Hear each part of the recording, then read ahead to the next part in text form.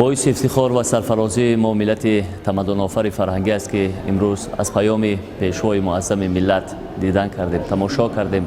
ما اهل هنر از سخنرانی های پیشوای معظم ملت نسبت به جوانان، نسبت به اهل فرهنگ و هنر واقعا هم بهره‌مند گشتیم.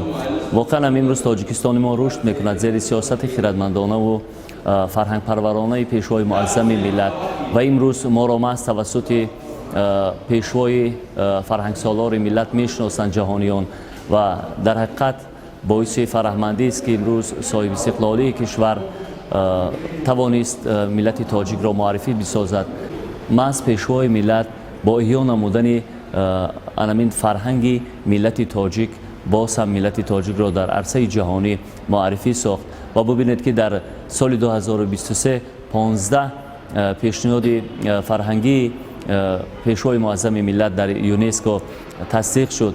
واقعا هم اینم شهادت از آن میدهد که امروز ملت تاجیک ملت قدیمه و تمدن آفر است و در برابر تمام ساحه ها امروز یک خوشخبر دیگری که از طرف پیشوای معظم ملت در پیام این سالش آن بود 40% حق معاش کارمندان ساحه فرهنگ نیز در برابر دیگر ساحه ها زیاد کرده شد. واقعا هم این غمخواری بزرگ است و یک تحفه بی‌نظیر است در سال 2024 برای کارمندان ساحه فرهنگ.